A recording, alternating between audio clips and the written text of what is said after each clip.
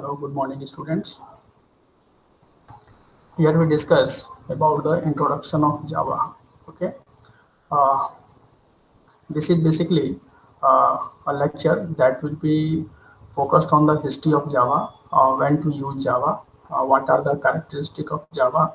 Okay, so first of all, we have start what is the history of the Java. Okay, basically, first we discuss about some fundamental concept of the programming language. Okay, basically, a computer can only do what a programmer asks it to do. Okay, to perform a particular task, the programmer writes a sequence of instructions called the program. Okay, an instruction is a command given to the computer to perform a certain specified operation on the given data.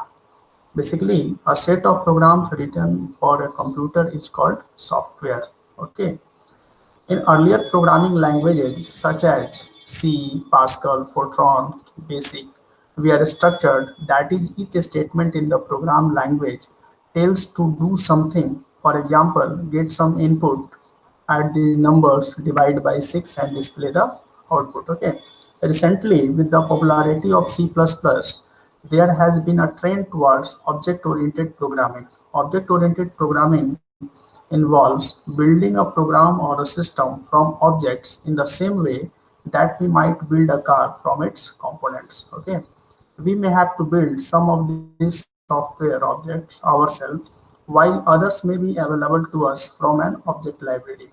So we can think of a program as being constructed from a set of interrelated parts which activate each other by sending messages to one another. Okay. Basically, Java is one of such object-oriented programming language, but it is more than just a programming language. Okay, most programming languages have no features for multi-threading, graphical user interface building, and networking. Basically, Java forces you to use the hardware or operating system services for such functions.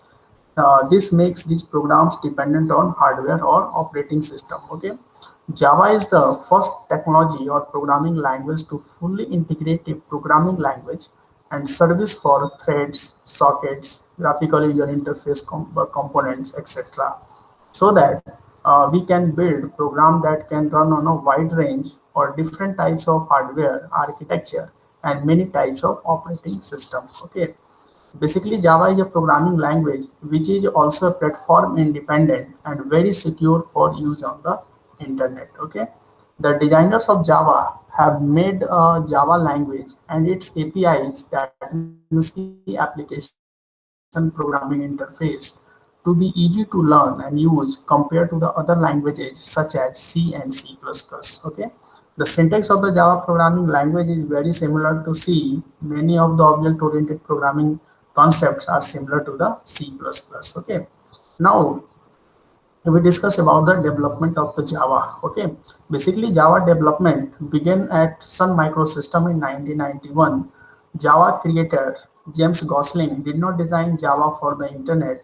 Basically, his objective was to create a common development environment for consumer electronic devices, which was easily portable from one device to another. The Java development began by using C++ as their model, but later altered it so as to have simplified syntax, increased robustness for better security features and greater portability across different operating system platforms. This effort evolved into a language code named Oak, which was later renamed as Java. Okay, Java retains much of the syntax and power of C++, but it is a simpler and more platform independent. Okay, this is the history of Java and what are the different features of Java that will be very similar to the C++. Okay. The next topic is the when to use Java. Okay. Basically, Java can be used when we want to create.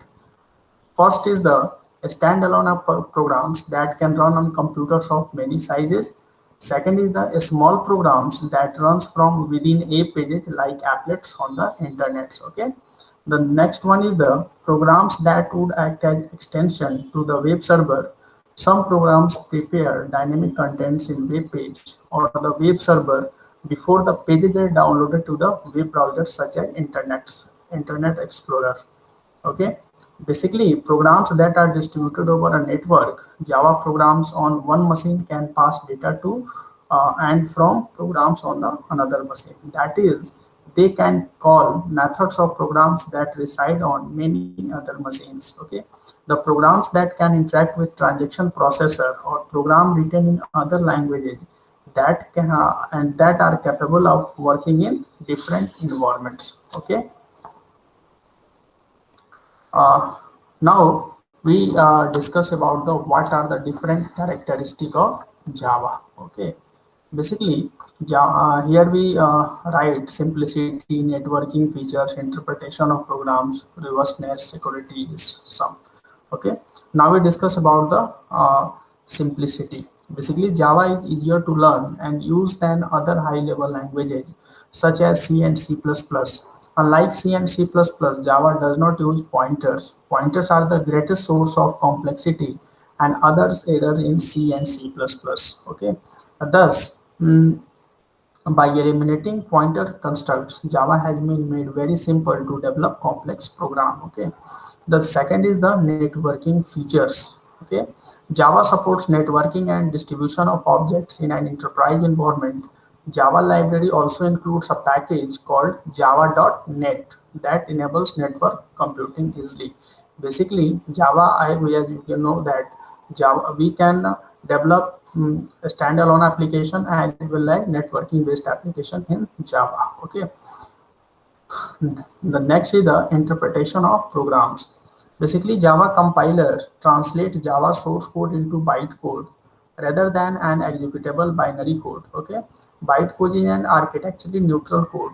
The Java interpreter, generally known as the Java virtual machine, then processes this bytecode to run a Java program on the specified operating system and the hardware. Okay. Next is the robustness.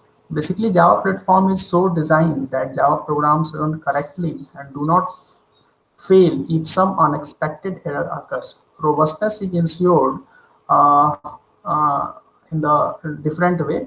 Okay, here we can discuss what are the different way the Java this robustness property is ensured. First is the JVM performs automatic memory management, so reducing chances of memory misuse. This is like in other language where the programmer has to request and release memory explicitly. Generally, it has been done in the C language, support and delete free functions. Okay, Java platform has a mechanism for handling errors or unexpected conditions. Programs written in most programming languages terminate prematurely when they encounter an error. Basically, Java uses objects called exceptions to handle errors or unexpected conditions. We can make your program handle many types of exceptions. Suppose, let us take an example.